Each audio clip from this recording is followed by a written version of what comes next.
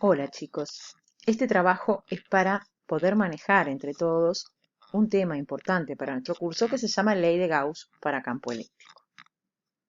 Para poder trabajar con esta ley necesitamos previamente hablar de un concepto que se llama flujo de campo eléctrico. Les quiero contar que todo campo vectorial, en este caso el campo eléctrico, pero más adelante nos va a pasar también lo mismo con el campo magnético, tiene asociadas dos magnitudes que son muy importantes. Una es el flujo y la otra es la circulación. Para la circulación vamos a manejar más adelante la letra cursiva C mayúscula, mientras que para el flujo vamos a usar la letra griega Φ mayúscula. Bueno, y para poder explicar este concepto del campo eléctrico tenemos que empezar imaginando lo siguiente. Vamos a suponer que en nuestra habitación el piso es un plano con carga eléctrica positiva distribuida en él y el techo otro plano con carga eléctrica negativa distribuida en él. Como podemos ver en este dibujo, el campo eléctrico en la zona donde estamos sería vertical hacia arriba y se considera un campo eléctrico uniforme, o sea que en toda la zona el campo eléctrico mantiene dirección, sentido y módulo. Cuando ustedes estudiaron las características de las líneas de campo eléctrico, yo les pedí que hicieran algunos dibujos y en particular les pedí campo eléctrico creado por planos cargados. En ese caso, más adelante lo vamos a verificar, porque esto sucede para los planos que tienen límites indefinidos, pero no se preocupen porque nuestros planos siempre van a ser así. El campo eléctrico es perpendicular al plano. Sale del plano cuando la carga en él es positiva y termina en el plano cuando la carga en él es negativa. Por eso estamos ahora inmersos en una zona de campo eléctrico uniforme, líneas rectas, paralelas y separadas a la misma distancia, y en este caso vertical y hacia arriba. Bueno, ahora nos vamos a imaginar que tenemos una hoja A4 que la colocamos en el centro de la habitación y paralela al piso. Pensemos que claramente algunas líneas de campo eléctrico estarán atravesando la superficie de la hoja. Si nosotros cambiamos a nuestra hoja A4 por una hoja más pequeña, de papel glacé, también es lógico pensar ahora que menos líneas de campo eléctrico están atravesando la superficie de nuestra hoja, porque reducimos justamente esa superficie. Pero si volvemos a la hoja A4 y la comenzamos a girar, también vamos a provocar que menos cantidad de líneas de campo eléctrico atraviesen la superficie. Es más, podemos girar la hoja y colocarla de tal manera que ninguna línea de campo eléctrico la atraviese, como muestra nuestro tercer dibujo. Ahora, si en la habitación de al lado hay un campo eléctrico con similares características al nuestro, vertical, hacia arriba, pero con un módulo mayor, significa que la cantidad de líneas de campo eléctrico están más concentradas. Entonces, si yo me voy con mi hoja A4 y la coloco en la habitación de al lado, paralela al piso, más cantidad de líneas de campo eléctrico van a atravesarla que cuando estaba originalmente en nuestra habitación. Esto se relaciona con el flujo de campo eléctrico porque justamente el flujo de campo eléctrico es una magnitud escalar que está relacionada con la cantidad de líneas de campo eléctrico que atraviesan a esa superficie con la que estamos trabajando. Más líneas de campo eléctrico atraviesan una superficie, más grande es el valor del flujo de campo eléctrico a través de esa superficie.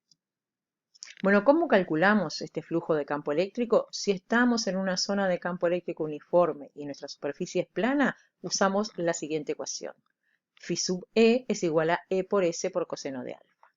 E representa el módulo del campo eléctrico, S la superficie con la que estamos trabajando, en nuestro caso era el área de un rectángulo, y alfa es el ángulo que forman el campo eléctrico con lo que llamamos el vector superficie, o sea, un vector perpendicular a la superficie y que en forma arbitraria lo elegimos acompañando el sentido del campo eléctrico. Como pueden ver en la ecuación, cuando manejamos sistema internacional de unidades, la unidad del flujo del campo eléctrico termina siendo Newton metro cuadrado por Coulomb. Bueno, y si la superficie no es plana, o también puede pasar que la zona de campo eléctrico no sea uniforme. ¿Cómo hacemos para calcular el flujo de campo eléctrico en ese caso? Por ejemplo, si tuviéramos como superficie no nuestra hoja 4, sino la alfombra de Aladino.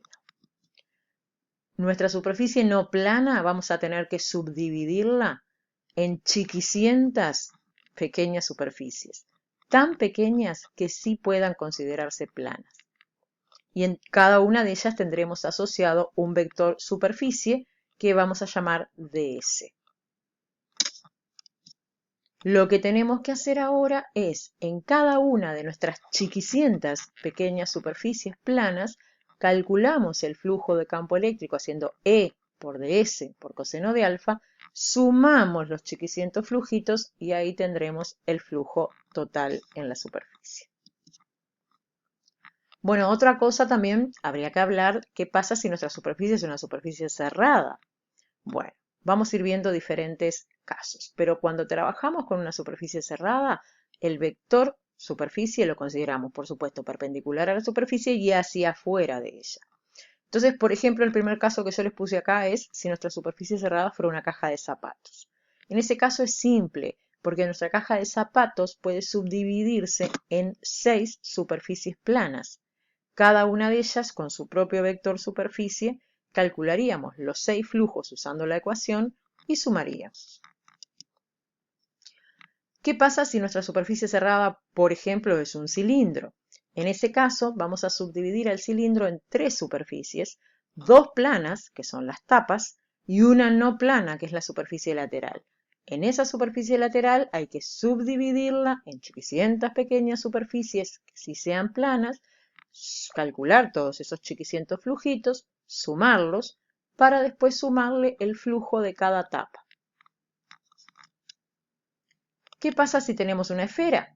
Bueno, subdividamos a la esfera también otra vez en chiquicientas pequeñas superficies planas. Eso es pensar que la esfera se convirtió en una bola de espejos, calcular otra vez todo ese montón de pequeños flujitos y sumarlos. Lo mismo sería si nuestra superficie cerrada tuviera forma de balón de rugby o si fuese una papa. Justamente esta arbitrariedad de tomar el vector superficie hacia afuera de la superficie cuando es una superficie cerrada hace que tengamos flujos positivos cuando las líneas de campo eléctrico salen de la superficie y flujos negativos cuando entran en ella. Y por supuesto, si la misma cantidad de líneas entraran en una superficie y salieran de ella, tendríamos un flujo total que valdría 0. Bueno, ¿qué dice la ley de Gauss para campo eléctrico? El flujo total de campo eléctrico a través de cualquier superficie cerrada, llamada superficie gaussiana, es siempre directamente proporcional a la carga neta encerrada en esa superficie. Pasamos de una relación de proporciones a una igualdad colocando en esa expresión una constante de proporcionalidad, que en nuestro caso está relacionada con la constante que se llama permitividad eléctrica del vacío, que simbolizamos con epsilon sub 0, y que vale 8,85 por 10 a la menos 12 coulomb cuadrado por newton metro cuadrado. Entonces, la ley de Gauss se expresa matemáticamente con la ecuación que dice que el flujo total de campo eléctrico es igual a carga neta sobre epsilon sub 0. Bueno, en este caso es importante aclarar que la carga neta, si es positiva, eso significa que nuestro flujo total de campo eléctrico será positivo. Y si la carga neta es negativa, el flujo total de campo eléctrico a través de nuestra superficie cerrada será negativo, porque cuando yo voy a calcular una magnitud escalar y en la ecuación aparece la letra Q, o sea, carga eléctrica, es muy importante considerar el signo de la carga. Hay otras ecuaciones donde aparece Q, pero no voy a considerar el signo de la carga, voy a trabajar solo con valor absoluto cuando vamos a hallar el módulo de una magnitud vectorial. Por ejemplo, en la ecuación que ustedes habían usado anteriormente que decía que E era igual a fuerza eléctrica sobre Q. En ese caso, la carga Q se trabaja con valor absoluto, porque lo que queremos hallar es el módulo de una magnitud vectorial. Pero en la ley de Gauss es importante considerar el signo de la carga. Bueno, acá tenemos un problema muestra que está sacado del libro, ustedes después lo ven tranquilamente y es simplemente una aplicación directa de la ecuación que viene de la ley de Gauss. Bueno, y acá quería hablar simplemente en los últimos minutos de un caso especial. Si estamos en una zona de campo eléctrico uniforme, como nos había pasado a nosotros con el campo eléctrico que habíamos puesto de ejemplo, y nos imaginamos, una superficie cerrada cualquiera, no importa su forma ni su tamaño, ningún elemento con carga eléctrica va a estar dentro de nuestra superficie. Nuestra superficie no puede encerrar ningún elemento con carga porque nuestra carga, recordemos, está en el piso o en el techo, para nuestro ejemplo, que eran nuestros planos cargados. Recuerden que los campos eléctricos uniformes son creados por uno o varios planos cargados paralelos. Entonces, imaginen la habitación de hoy, imaginen las líneas de campo eléctrico y mientras ustedes tengan su superficie cerrada dentro de la zona de campo eléctrico uniforme, y repito, no importa si es una pequeña esfera en el centro de la habitación o me la empiezo a imaginar creciendo, ¿verdad? Como no puede salirse de la zona de campo eléctrico uniforme, si no ya no estaríamos allí, no va a tener nunca ningún elemento con carga eléctrica dentro. Repito, la carga está en el piso o en el plano para nuestro ejemplo. Entonces, ¿qué sucede? Nuestra superficie cerrada no encierra ninguna carga. Por lo tanto, la carga neta vale 0. Y si, según la ley de Gauss, el flujo total de campo eléctrico también vale 0. En este caso, justamente, este es un ejercicio que yo les puse acá para aplicar esto último. Acá tenemos una zona de campo eléctrico uniforme, lo vemos porque está definido por líneas de campo eléctrico que son rectas paralelas y separadas a la misma distancia. Este campo eléctrico uniforme tiene un valor de 1,0 por 10 a la 3 newton por coulomb. Es, podríamos decir, horizontal hacia la derecha. Y acá tenemos una superficie imaginaria que es una media esfera.